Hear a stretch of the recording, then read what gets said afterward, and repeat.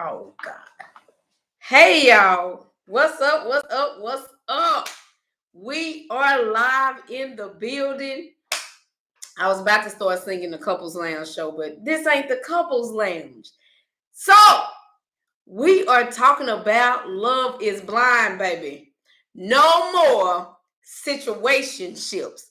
So y'all done just took relationships off the thing. Is a situationship when you really cannot define what you are a part of, what you are in. So you just call this right here is just a situation.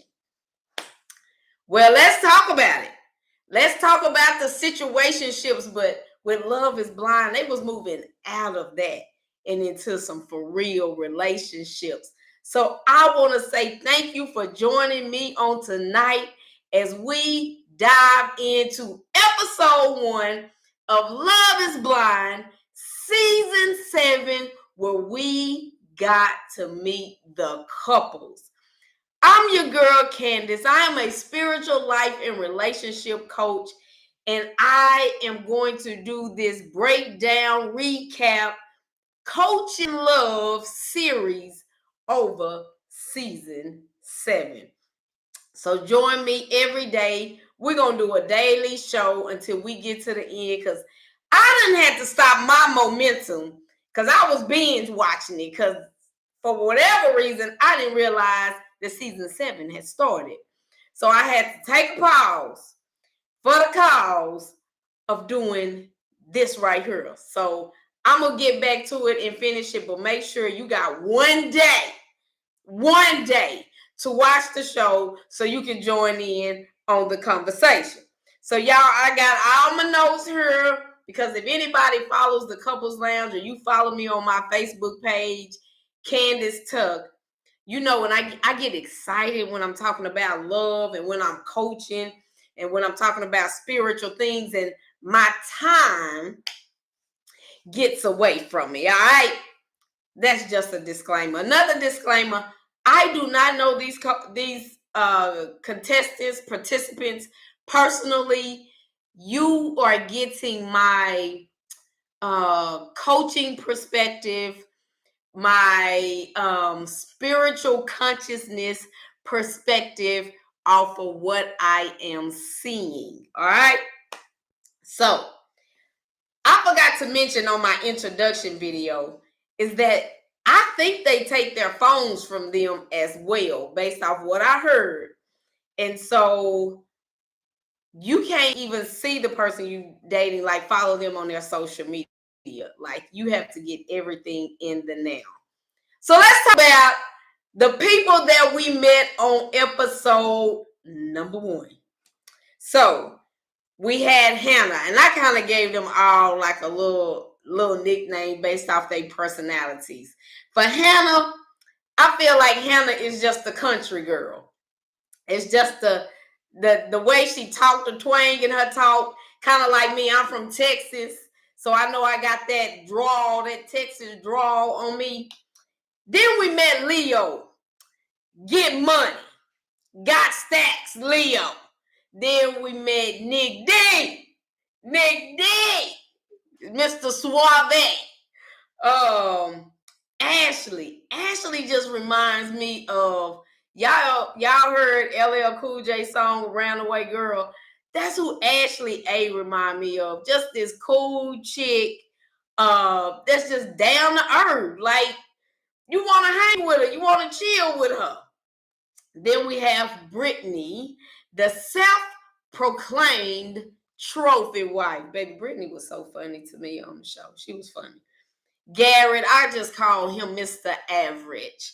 Then we have Taylor, Miss Inquisitive. She's just, I don't know, it's something different about her.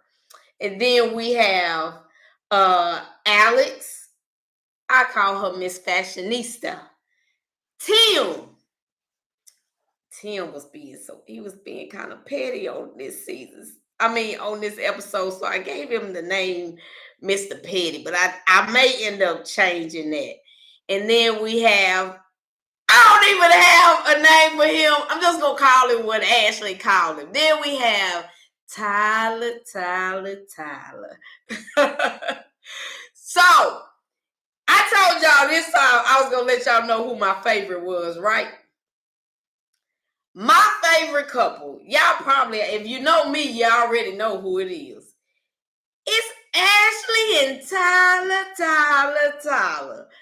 They are by far my favorite couple on this season.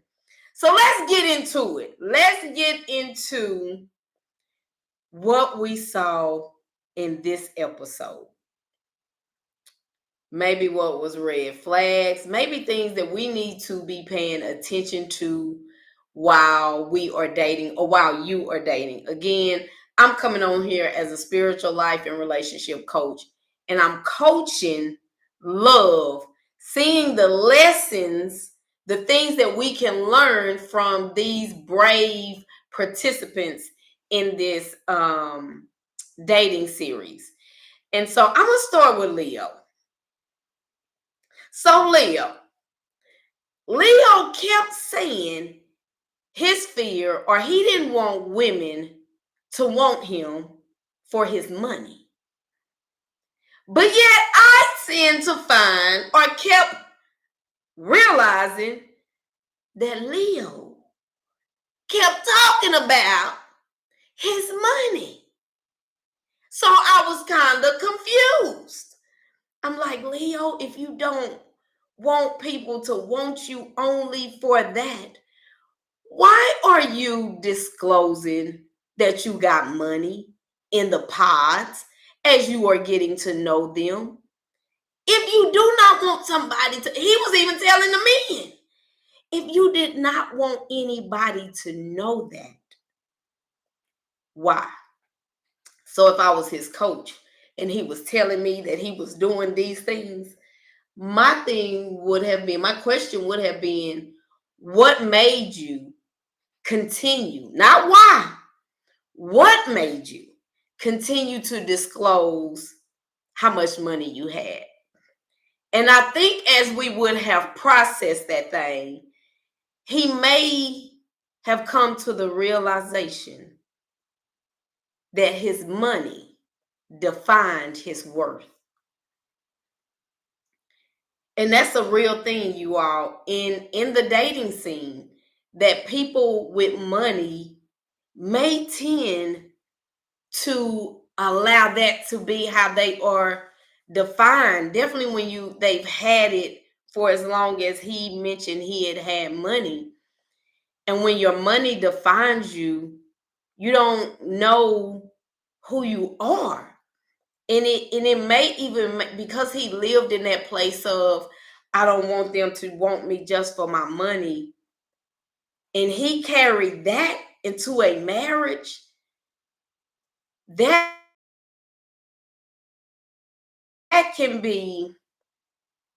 will make him second guess any and everything that his wife does. It will cause him to really live in fear. Is this the only reason that she wants me? And that can really, really become a problem. So I would say those of you that are dating and you have a lot of money and you truly want somebody to love you for you, don't disclose it. Don't disclose it until you feel like you're at a place in a space where you truly know their heart, where you are truly, now, mind you, they still in the pods. They still 10 days in. And if it was in this situation, like, you didn't need to be disclosing that until you either proposed, y'all were on the vacation, or y'all were back at the crib. And so that's what I would say to Leo. Now, let me tell y'all this too. I'm just sharing y'all what my process is like over here. I'm like, you gonna stay focused on one person, one situation. But the show is so good. The show is so good. There's no way I can just focus on one person or one situation. So, this is how I'm going to do it. I'm just going to go until my time is up. I have a time set of 30 minutes. So what I can discuss in 30 minutes, that's who we're talking about. And that's the situations. And y'all, when you come on, whether it's live or you watch it after I post it, feel free to engage. I want you to engage. I want you to talk back to me. I want you to ask me questions. I'm somebody that do respond to our viewers.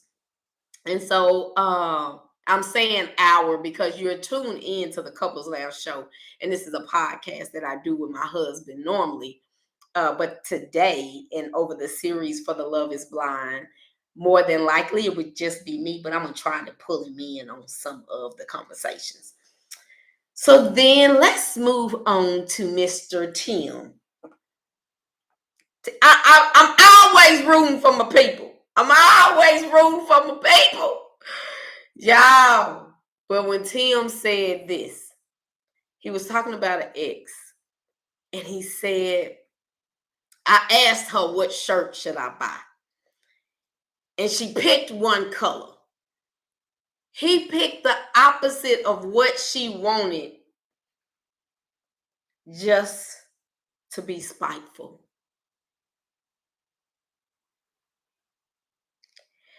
You on a dating show and you saying that kind of stuff?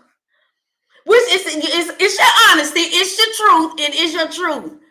But I just say if Candace was in the dating world, yeah, that would have been a flag that went up in my mind. I wouldn't have held it against him, but I definitely would have been on the lookout and been present and been aware. Oh, so you might just do things out of spite to hurt me. And we're going to continue. Tim, I think he's an amazing man. But as he was disclosing the level of loss that he's had,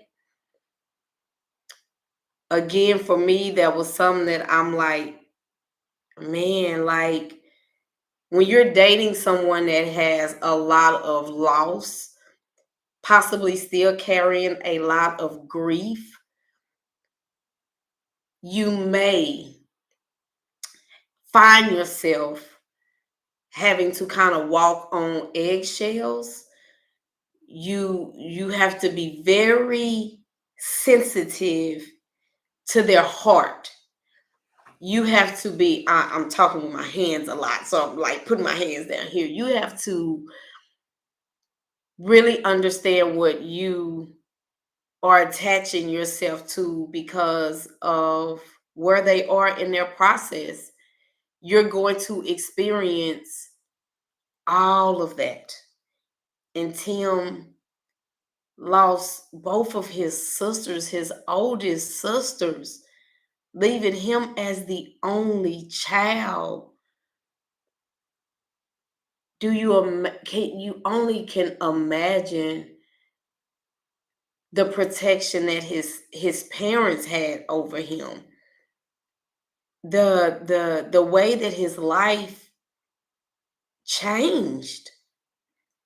And so of course he's going to value family in a totally different way than probably most people.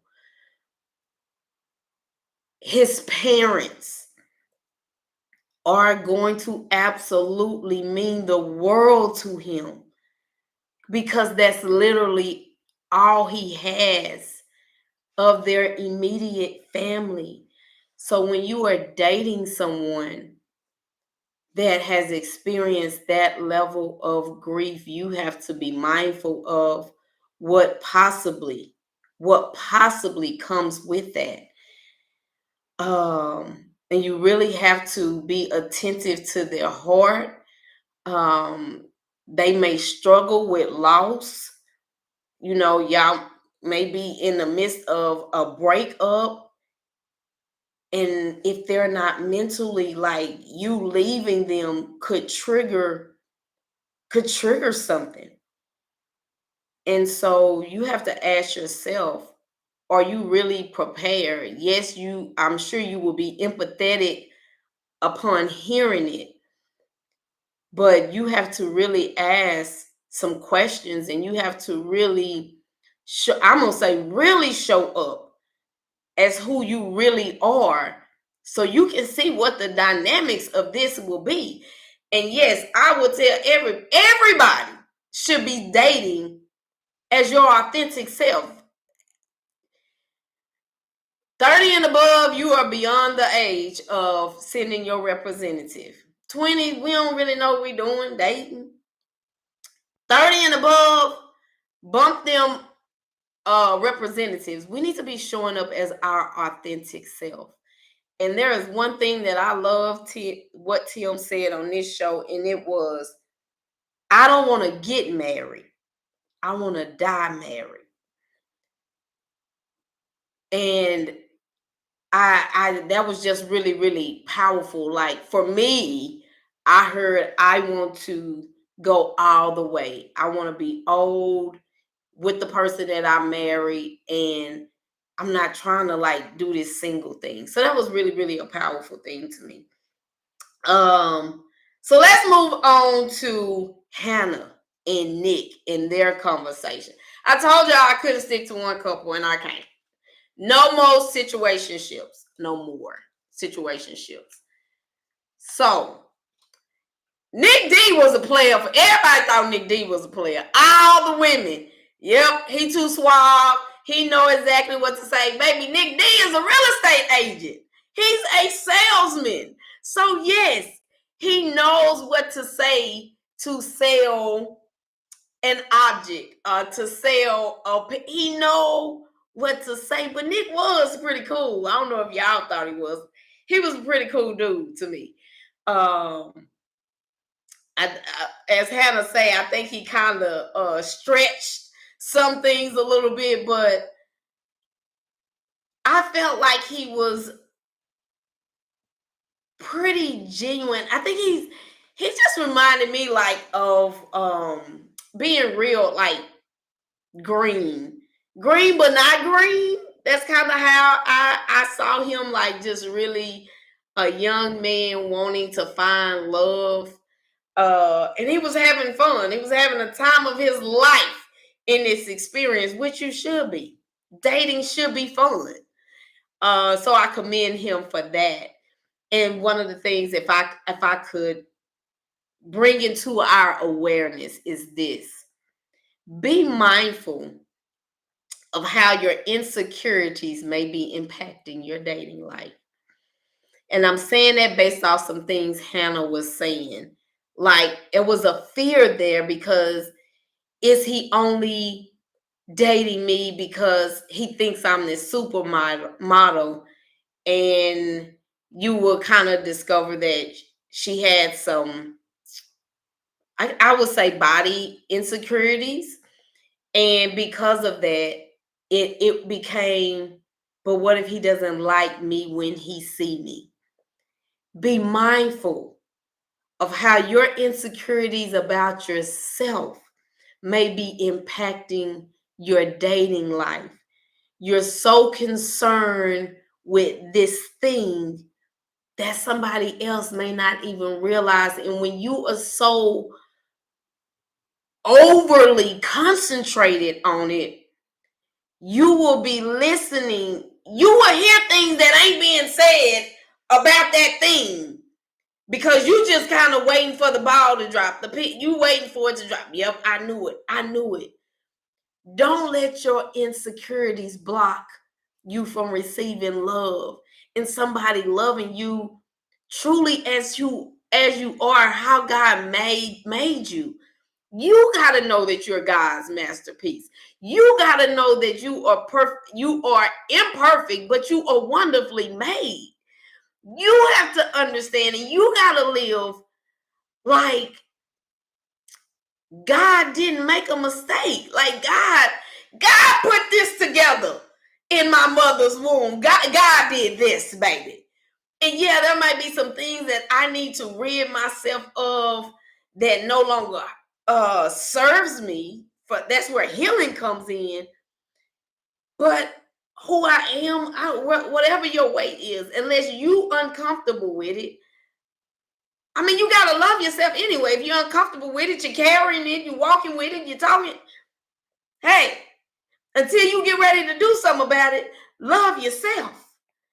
And so that's what I took from Hannah. And she said something else, that this was another caveat that I wanted to give you.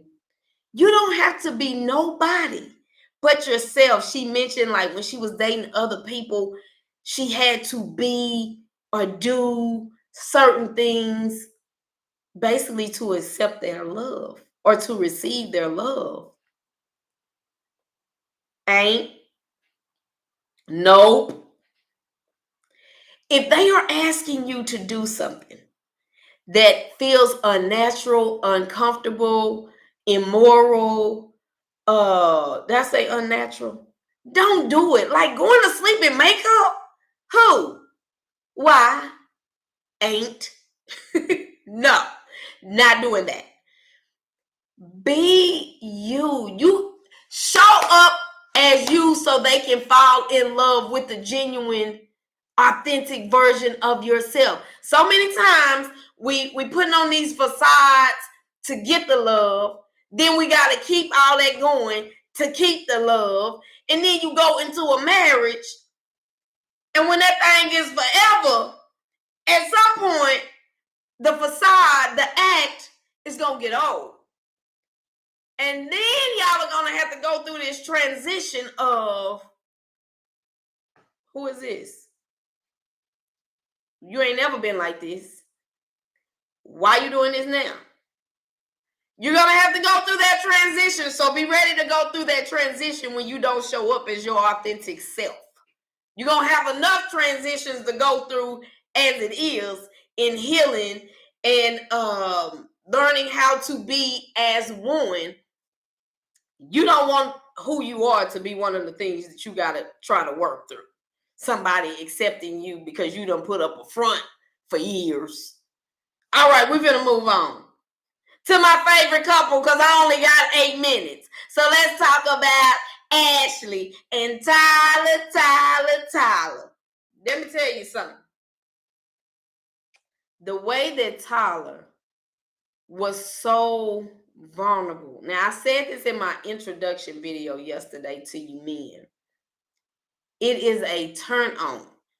Just listen to how Ashley responded to him opening up, sharing his heart about his mother, sharing his heart about not knowing how to maneuver through the loss of his grandmother. Now, just look and listen to Ashley. That is how a real woman appreciates your truth, your emotional side. Y'all got to give yourself, men, permission to go there. A lot of times, it ain't a woman that has made you feel, not a woman you're dating that has made you feel uncomfortable sharing your emotions. It probably came from your mama.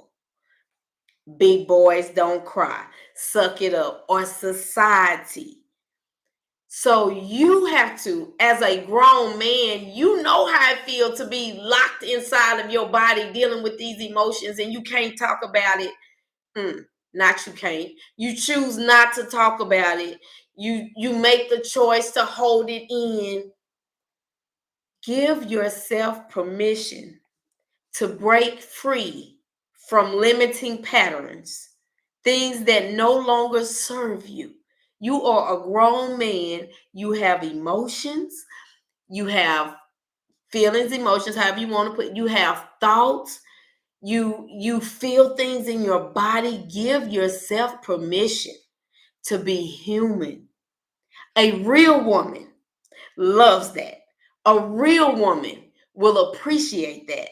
A healed woman will understand that. Do you feel me? So, Going forward, my brothers, be willing. And if you don't know how, speak that honestly with your wife. I'm talking to the husbands now. Speak that honestly with your wife. And I will say this, if you're engaged, tell your fiance, or if you're with a lady that you really feel like you could marry, be honest with her and let her know, I don't know how to communicate my emotions. I don't know how to feel safe in the process of communicating my emotions. And baby, let me tell you something. What most women do know how to do is communicate her emotions. So she is the perfect person that can tell you how to do it. So, okay. I got a few minutes. I want to talk about Garrett telling Taylor, you are very calculated about what you say. That was a hard truth, but it was a truth that Taylor needed to hear. And she said it was hard, but she was grateful. Be grateful when somebody can share how they are experiencing you. Now, I will tell you this. It doesn't make it right, wrong. You cannot agree. But if somebody has the courage to tell you, this is how I'm experiencing you, and that's even language that you can use with the person that you're dating. Sometimes when you're saying you acting like this or you being like this, they try to fight against it. They become defensive. They rebuttal. They rebuke it. All the things. But if you use the words, how I'm experiencing you right now, whether they believe it or not, this is my experience. It allows for a place of, for one, for you to take ownership, and for two, for them to reflect when they get in the car or when they go somewhere and they in their closet in the shower, they get to reflect. And so that allowed Taylor to really look. Sometimes when people are talking slow, you are thinking while you are speaking. That's why you tend to slow down your words, because you're trying to think as you are talking, and it's not a flow of conversation. So be willing to let people know how you are experiencing them, because then they get to evolve, they get to become better. Because what I do know, if it is something that God is desiring you to change, or saying, baby, my child, you no longer need this anymore. You no longer need to be calculated. You no longer need to live in fear, or you no longer need to live in this box, because I got you. He will continue to send the message by different sources. So be willing to be honest with the people, whether you had a place of loving them or not. Be willing to have or give that level of feedback to them, not criticism. That's feedback. And so, as I did yesterday, first of all, thank y'all for tuning in. And so I want to end this with a excerpt from Hind's Feet on High Places. And this is about love. This is about love. Check it out. Feel it. Listen to it. Close your eyes so you can get with it real quick. All right. Here we go. The Song of Songs express the desire implanted in every human heart to be reunited with God Himself and to know perfect and unbroken union with Him. He has made us for Himself, and our hearts can never know rest and perfect satisfaction until they find it in Him. This right here, this what made me underline the whole thing. Let me calm down because your eyes might be closed. It is God's will that some of his children should learn this deep union with himself through the perfect flowering of natural human love in marriage. In our marriage, if we do it like God has instructed us to do it, we get to experience him. And we get to continue to unfold into the best version of ourselves. Thank you for tuning in. I see you here tomorrow for episode number 2. Go watch it right now if you have not watched it, so you can comment, so you can feedback, share the video. I look forward to spending this time with you again tomorrow, 8 o'clock Central Standard Time. Peace out, y'all. I love you for real.